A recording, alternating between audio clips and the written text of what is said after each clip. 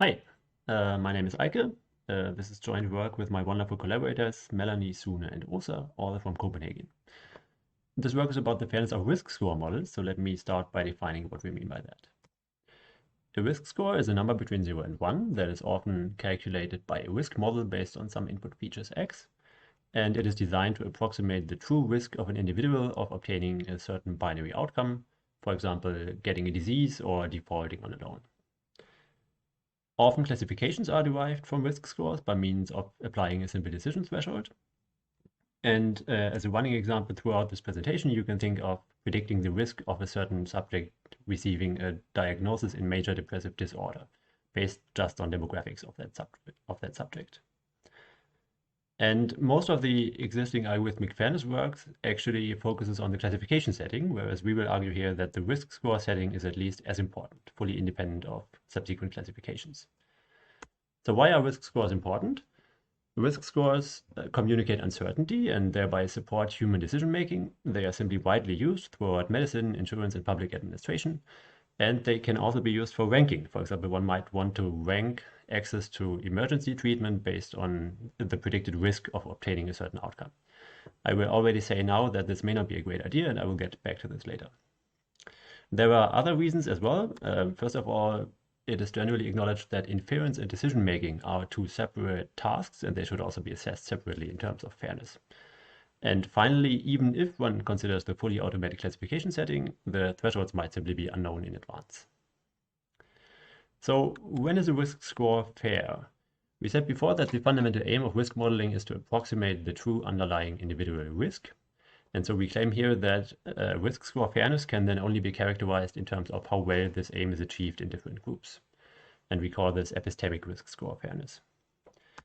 I already want to acknowledge here that this is, of course, a very narrow algorithmic fairness definition, and even a model that is fair according to this definition can still be unfair in many other ways in practice. The key problem here then is quantifying this equally well. So how do we quantify whether the model performs similarly well in different groups? And this is traditionally done via calibration and discriminative ability, which I will talk about next. Important to note here is that we want quantities that are independent of a specific decision threshold. Again, because we are interested in risk scores and not in classifications. So calibration and discrimination are often assessed in terms of these standard diagrams. So on the left, you see a ROC diagram, a receiver operating characteristic, which assesses discriminative ability. And on the right, you see a calibration diagram. So here on the x-axis, you see the risk prediction of the model, and on the y-axis, you see how many of the subjects with this risk prediction received the positive outcome. So for example, if we predict a risk of 1, then we would actually want 100% of the persons with that prediction to receive the outcome. And the point I want to make here is that these two properties are actually completely independent. So as a first example, consider this model that always predicts 0.49 if the outcome is actually negative and 0.51 if the outcome is actually positive. And we see that if we apply a decision threshold of 0.5, then this is perfectly discriminative. So we get an area under the ROC curve of 1. On the other hand, the model is completely miscalibrated. So we predict 0.49, but actually none of those get the positive outcome. And we predict 5.1, but none of those, all of them get the positive outcome. And just to prevent any confusion here, so when I write that a model is perfectly discriminative, that is actually a good thing and has nothing to do with unfair discrimination. It means that the model is good at differentiating between positive and negative examples. On the other hand, we can also just always predict the base rate, so the incidence of the disease in this case. Let us assume it is 0.5. So if we always predict 0.5, actually 50% of the individuals with that prediction will get the outcome. So the model is perfectly calibrated. But at the same time, it is completely useless because we can either get a false positive rate of 1 or a true positive rate of 0. So we have these two extreme cases. Of course, it is also possible to get a model that is good on both of these properties. So let's look at another synthetic case. So here we have two groups, blue and orange. One is high risk and one is rather low risk. And if we now assume that we have a model that perfectly predicts these two risks, then it turns out that the ROC curve actually looks like this. So the model is perfectly calibrated because it predicts the two risks. It is also our ROC fair, and it is even fair on according to true and false positive rates on all possible decision thresholds. I emphasize this because people sometimes think that calibration and error rate parity are incompatible, but they are not. Okay, so what about this ranking thing that I mentioned earlier? There are many different notions of ranking or selection fairness, and I will consider one of them here. So the idea is that if 30% of the diseased population are from a group G, then we might also want 30% of the patients selected for treatment to be from that group. And we can, of course, formalize this. So it simply means that the probability of being from a group if you are selected for treatment should be equal to the probability of being from that group if you have the disease. And we would like that to hold for a range of decision thresholds. And we can simply rearrange this, and this ratio that we have down here is then what we call the relative representation, and we would like this to be equal to 1.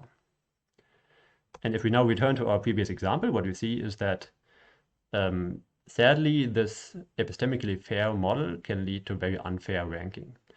And this is actually easy to see. So here now on the x-axis we have selection thresholds, and on the y-axis we see the relative representation of the two groups. And for example, if you consider this cutoff, we see that there are simply a lot more blue subjects with that high risk, and so they will all be selected first. So that's this point at the right here. So in the beginning, the blue group is strongly over-selected. And if we get to very low thresholds, then the orange group is over-selected. So the point here is that ranking directly based on even an epistemically fair risk score can still be unfair. Moving from synthetic examples to real-world analysis, it turns out that the choice of proper metrics is actually extremely important.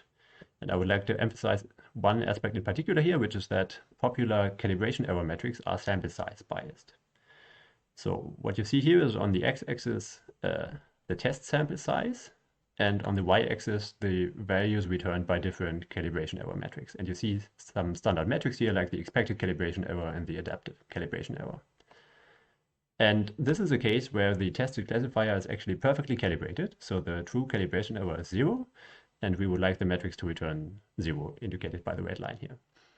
And what you can see is that most of these standard metrics are actually strongly biased. They don't return the true value. And moreover, this bias depends on the sample size. So we see that we move from a very strong bias to slightly lower biases at higher sample sizes. And this is obviously extremely problematic in fairness analysis, because we might compare a group of sample size 100 with a group of sample size 10,000. And then we might wrongly conclude that the small group is worse calibrated, whereas in reality, this is just a property of the metric that we were using. You see here this interesting metric by Kumar et al., which is de-biased. So we see that the median actually correctly returns 0 in all cases. And what we then did is we simply added to this an adaptive bin count search method, which yields a metric that is still median unbiased, but has a lower variance. So this brown one is the one that we used in our case studies then later on. There are other important considerations for metrics to choose. One is that they should also be base rate independent, which importantly rules out accuracy. And we will also want to quantify metric uncertainty, especially if we compare groups of different sizes again. But I will not talk about those in detail here. Just to very briefly give a glimpse at our case studies. So this is the thing that I talked about earlier, where we try to predict the risk of receiving a diagnosis in major depressive disorder. This is evaluated on a Danish registry dataset. First, looking at calibration, we see that calibration is generally quite good for all groups, and there are no huge differences between the groups. But if we then move on to the discriminative ability, we see that some groups are predicted much better than others. So for example, in the green group here, the model is much better at identifying the true risks as opposed to the red group. And this then leads to problems in the relative representation. So you can imagine if a model has a large area under the ROC curve, the model predicts more extreme risks, both high and low. And that means that this group will be selected first if we rank based on the predicted risks, as you can see here for the green group. And the violet group here is another group which has a very low area under the ROC curve. To conclude, risk scores are an important object of fairness study, independent of subsequent classifications. Risk score quality can be quantified in terms of calibration and discriminative ability. Most of the interesting fairness desiderata are actually compatible, including calibration, area under the ROC curve, and equal error rates. But ranking directly on predicted risks can still be highly unfair. And finally, in empirical assessments, one must carefully choose metrics that do not suffer from sample size biases or base rate dependence. Thank you very much for listening, and if you find this interesting, feel free to send me a message or chat with me at the conference. Ciao.